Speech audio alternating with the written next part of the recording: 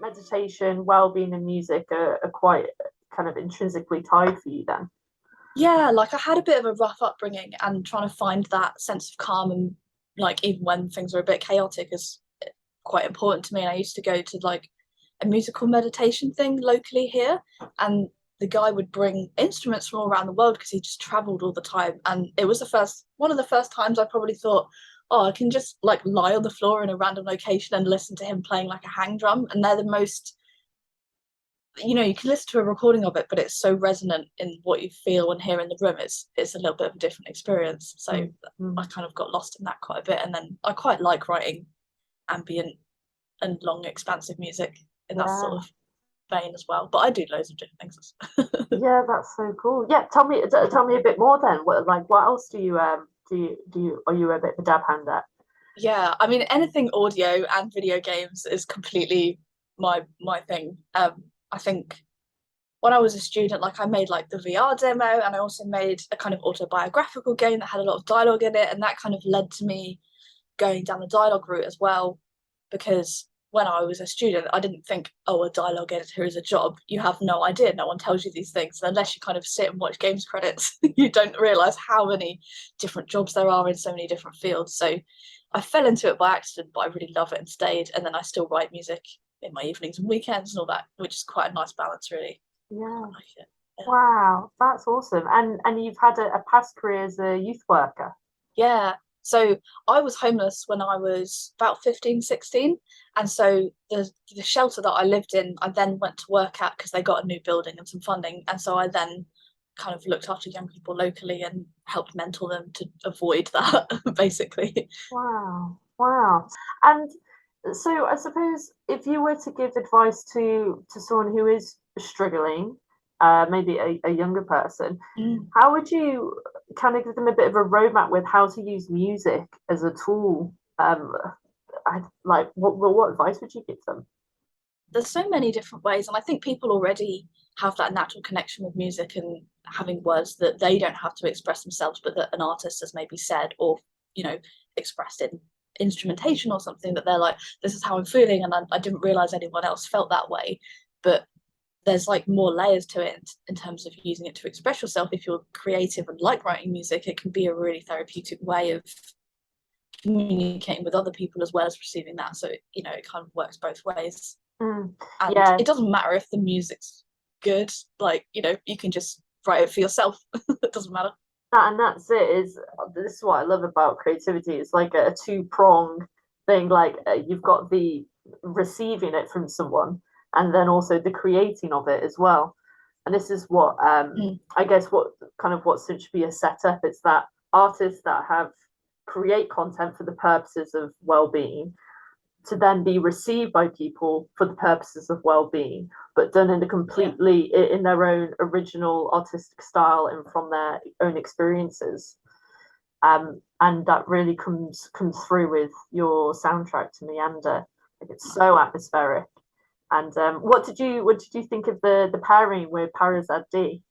Yeah, I'm that in a bad way. I'm not very good at collaborating with people usually. I just haven't done it. Like I often sit in my own bubble and just do my own thing. Ah, So it was quite nice to have that. And I was like, I can change stuff, I could do something different, like we can bounce off each other. And they were just like, no, it's fine. I just want to work with it as it is. I was like, okay, that's great. It's really cool. so it's really easy. Yeah, I think they got a lot of kind of the way they interpreted my music is not necessarily what I was thinking of, but obviously it's quite ambiguous and that's great.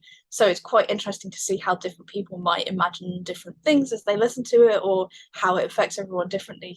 So that Yeah, that bit was cool. Yeah. yeah, and that's it. The magic of subjective experience.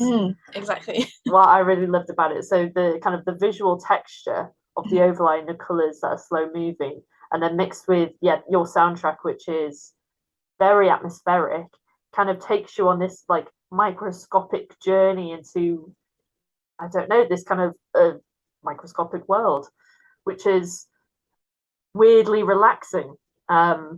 I found, and the reviews that we received back so far as again have done the trick to relax people. Oh, that's super. Yeah. So it's really cool. And so, do you have any side projects going on at the minute?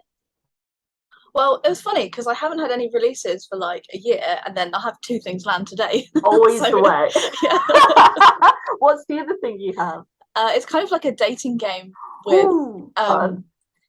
you have to kind of like almost like win over so many girls to kind of save them from gruesome deaths. Like it has a kind of time travel element. I think like it's quite yeah. I haven't played it yet because it's not out for a couple of hours, so I'm waiting to see That's exactly how so that all works. interesting. So is So that that'll be quite cool. a game or an app?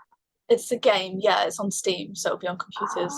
It's called Ah, Hush Hush by Sad Panda, so that'll be quite interesting. that is interesting. I'm gonna check that out. That's a really cool concept. So you did the music for that game then? Yeah, there's a mix of composers on the soundtrack, so I've done some specific ones for it. Nice. But it's Yeah. very like they were very creatively free and let me do what I want. It's quite quirky, like it's kind of anime style, so I leaned into that and did quite cutesy kind of Yeah. vibes. It was quite fun. Yeah. Oh, nice.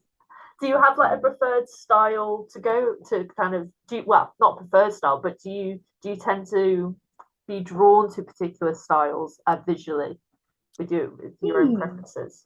I don't know really. I think it's more about what it evokes in you in terms of like emotion Uh-huh. or even like I love games from Animal Crossing to Assassin's Creed, like or like Elden Ring, super dark and that.